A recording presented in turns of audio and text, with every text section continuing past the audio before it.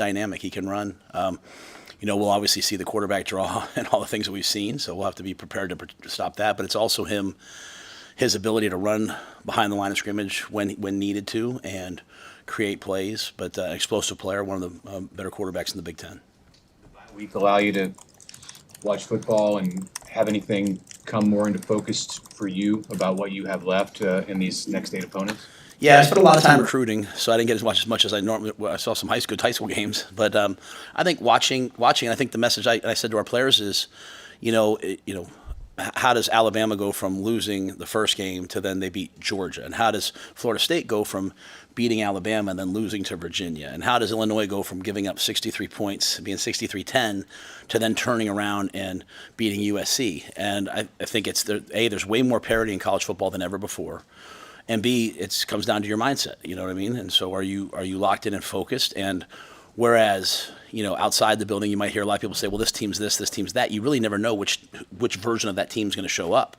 You can only control yourself. And so making sure that our guys have the best version of ourselves showing up. I believe last year Michigan State coming off the bye, they came out and they beat Iowa in Iowa City, which is a hard thing to do. That's a good football team. So Jonathan Smith is an excellent coach. They'll have their team ready. We have to have our team ready. And I think that's the biggest thing. And you saw a lot more close games going down to the wire, coming down to one play. And so in a game where, our game came down to probably one play, not saying we're a play away, but came down to one play, our guys have to make sure that they're ready to play so every player can chase their one play and aggregate, 20, 30 better plays. You mentioned last time you were there that you were looking for some resolution on some things like number 2 running back. Are you closer to that? Yeah. I think we have a really good plan. We won't say anything until Saturday. You guys will see it. But I think we came out of the bye week feeling really good about a lot of guys in terms of where they're at. I thought the team got a lot better last week.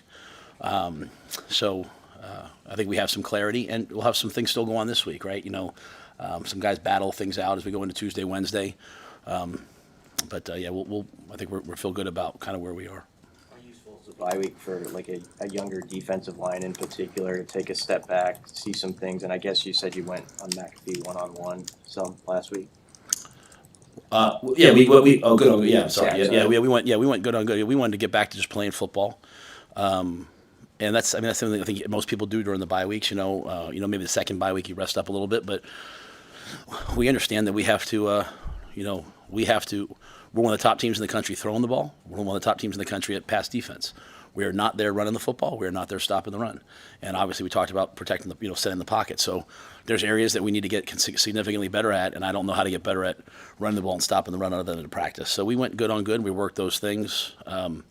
We have a lot of D linemen getting a lot better. As I've said, I know it's just the football part of it. If a lot of the runs aren't necessarily always on the D line. They're on everybody. It takes all 11 guys to run the football and stop the run. That being said, I think everyone got better during the bye week and also had a chance to kind of catch their breath over the weekend. And they came back. They were ready to work last night. We're off today, and we'll get after it tomorrow. What is the outlook for Malcolm Hartstock this week? He's doubtful for this week. He's trying to come back, but I can't say that he'll be back this week. I can't rule him out, but I can't say he'll be back. There was obviously, a lot of frustration after that loss from the players.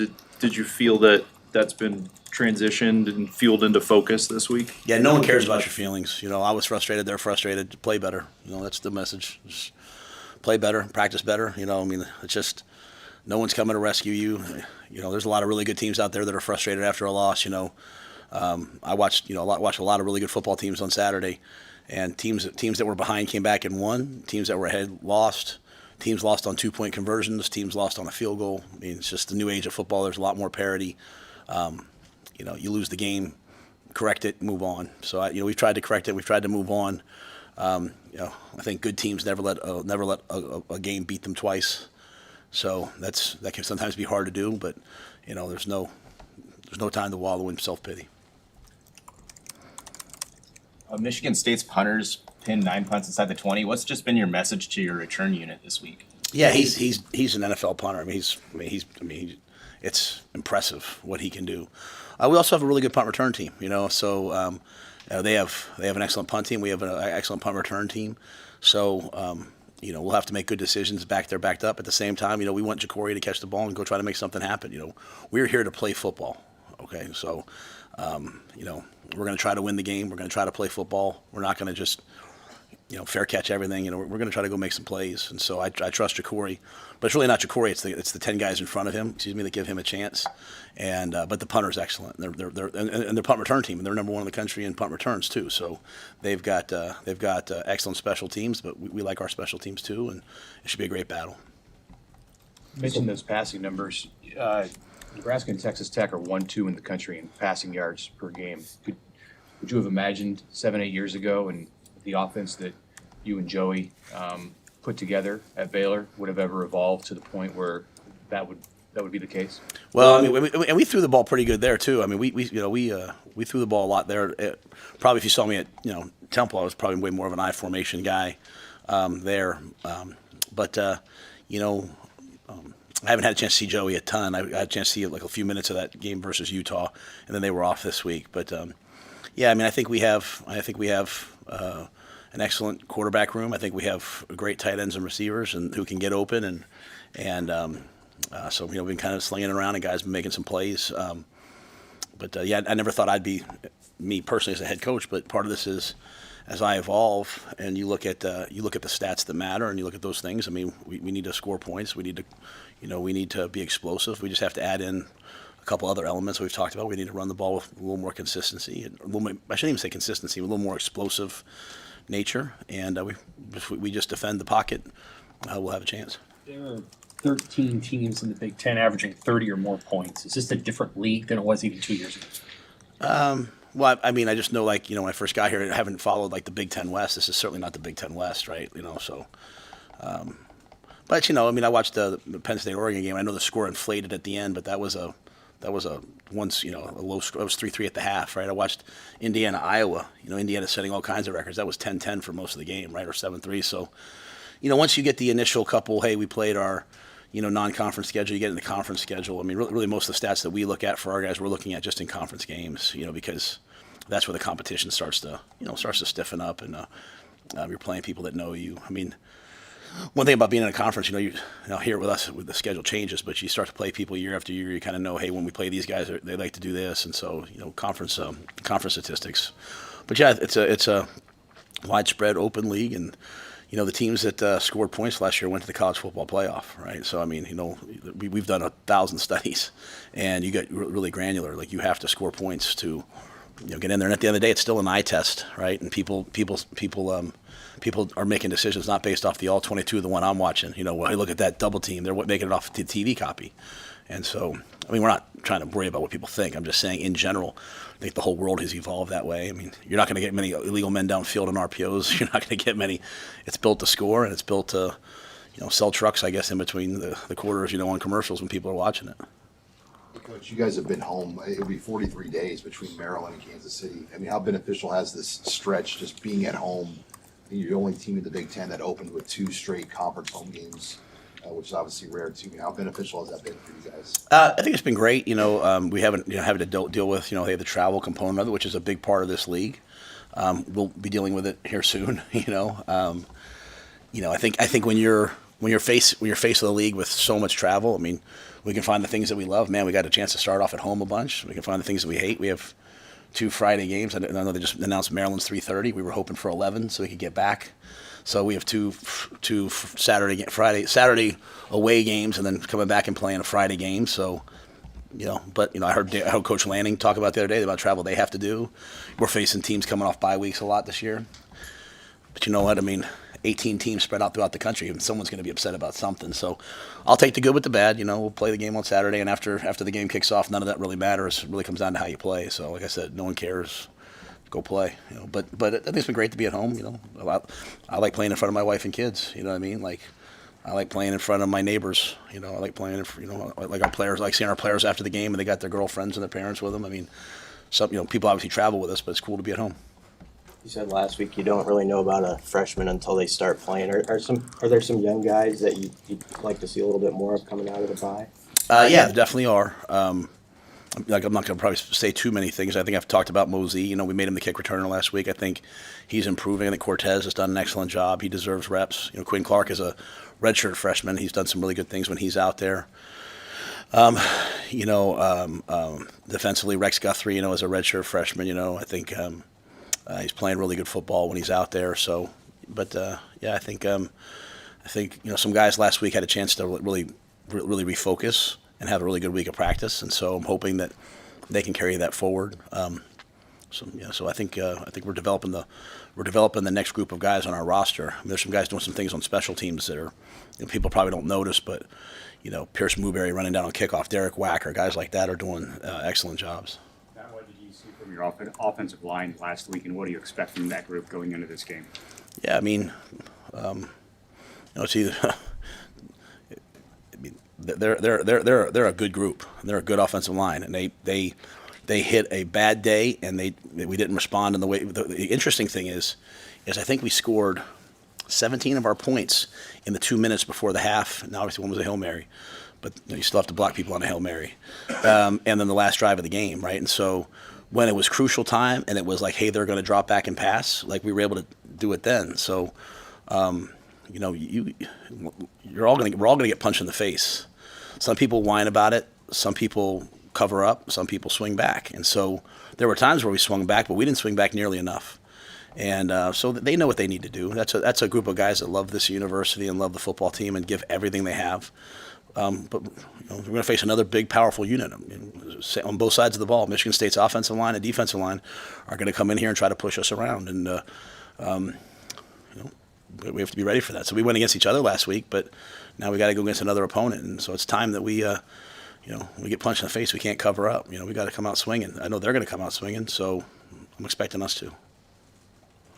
When you coordinators attack a bye, do they kind of attack it with we can ask them this tomorrow, the mindset of trying to fix what is already, what maybe the mistakes are, or are they trying to maybe retweak and add some things for the stretch run?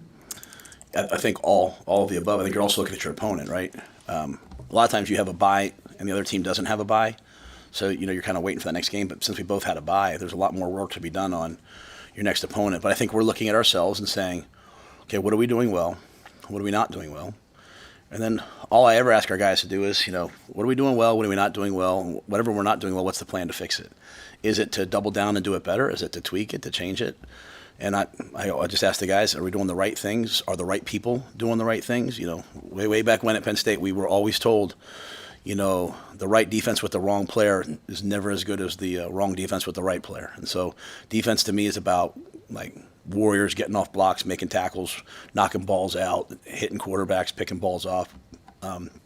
That's our guys on defense. They know they played a lot of really good plays against Michigan, and they let a couple plays get away from them. And that's, again, there's two different feelings, right? Like none of them are acceptable. But if you're sitting there and there's just like 6 yards, 7 yards, 6 yards, it's like, gosh, we can't stop them. This was stop, then boom, So if you look at our numbers, like our 20-plus play percentage, like we're one of the better teams in the country. We're literally on defense. We're pretty much in the top 25 in pretty every category that we pay attention to until you get to that run area. Then all of a sudden it's like, ugh. And it's big. It's explosive runs, but it's also 6+ runs. And it's all correctable. So I think we've been just looking at like, hey, are we doing the right things? Are we doing the right things with the right people? And, who do we have that we can also use? Not saying you're just going to change people out, but, let's bring some more people to the party if they're ready. So it was a good week, I think, for all that stuff. And then just to look at, Michigan State, they're a running football team. So, again, they're an outside zone football team. All the things that have been giving us trouble, they do. It's a quarterback who can run, who can move. So it's not like it's any different. So we had to work a lot on that this week. Last week you said you're going to look at both tackle spots. Did you get any clarity at those spots, and do you expect any changes going forward? Yeah, you'll see it on Saturday. And I mean that respectfully. I don't want to start saying a lot of things about what's going to happen. But I thought last week, guys, we kind of clarified a little bit what we were going to do. And, I think after a game like that, you know exactly what you need to work on. And so I think each guy has improved last week. But I think we feel good about, hey, here's what we're going to go with. This is a little more wide angle, but with a bigger staff around you this year, administratively and on the field, has it allowed you to pay more attention to things that you didn't have time for in the past, or just structure your week and season any different? For the coaching staff, maybe it's bigger by like, well, I don't know how, maybe it's bigger. Maybe, I haven't noticed that. So we have some young guys that, QCs that are kind of do a lot of the computer work and stuff. But for the most part, the kind of the coaches are the coaches. Staff, I think it's really just been we've beefed up the personnel department, and I think that's allowed us to just be further ahead. You know what I mean? Like instead of just recruiting 26s and trying to get on 27s, now you're on 27s and 28s, and that allows me to focus on the people that we're really trying to recruit. I shouldn't be the frontline guy. I should be here, and so you have an elite team. Pat Stewart's team, Keith and all those guys are doing a great job. So I think that's helped. But I think we have a bunch of people that all know what their job is. They're doing their job at a high level. They're working hard, whether it's travel, whether it's making sure we have guys at community service each week, academics. I mean, there's a lot of things that go into it, and I think they all work really hard. I think the biggest thing probably, Mitch, is that the first year, like, it's me saying, hey, you do this. Why aren't you doing this? And then the second year, people kind of know it. And now the third year, like, I don't even have to be in the building. I am, because I don't have anything else to do. But, I mean, I can just trust that, I can't overemphasize how good of a job Corey Campbell does downstairs, just bringing all those departments together. They meet, nutrition, sports science, psychology, strength, and athletic medicine meet every day, really, to go over the guys. And so, I'm grateful to him. Hey, Matt, there was a call in the Oregon-Penn State game late, the targeting call. There was a similar call in the Michigan-Nebraska game. It seems like as fans, it's changed a little bit. Has it changed, or what's your read on the whole targeting? I mean, becomes a runner, that type of deal. Yeah, I think they're trying to call less. I mean, I think they're trying to. The penalty is so severe, right? I think they've really changed. I mean, obviously I think I watched one game. I think it was an ACC game, and they were screaming that he was defenseless, but he wasn't. So I mean, there's still a place for big hits in football. So if you hit with the crown of your head, then obviously we understand. And then they've changed what the crown is. It used to be this was the crown, but now it's not. Now so they've defined it. They've defined, what defenseless is. You get your second step in the ground, you make a football move. I mean, it's that. And then I think they're quick to now say like, hey, if you touch him in the shoulder, you have to really lead and hit him in the head. So I like where it's headed. I think I can't the exact plays. I can't speak on an exact play, but just as I watch it, we remember before targeting was a foul, there used to be guys just getting absolutely like annihilated on the field. The guys would launch, and it was to stop that. And then it became every time someone got hit hard, everyone on the sidelines going flag, flag, flag, flag. It's like just we play football, right? Like, So I think it's gotten better, and I like. I mean, it's kind of like they talked at one point about like a flagrant 1 and a flagrant 2, like because a guy has to leave the game. That's quite a deal, right? In the NFL they go back and they watch it on the tape, and if they think it was a malicious hit, they fine you. You can't really do that in college. But I like where targeting's at. I can't speak on those specific plays. I had 4 games going at once on the YouTube thing, so I don't know. I can remember every single play. I saw that play, but I don't know the other one. I think William Verneri played more than 40 snaps against Michigan. How have you seen him just grow and develop in more of that every down type of guy? Yeah, he's rugged. He's physical. He just goes like this every day. Right? He just gets better every week. Williams does, and he's been very focused. And he's got all the talent in the world. Just getting him to improve every day, and he's doing that. So I've been pleased with William. Thanks.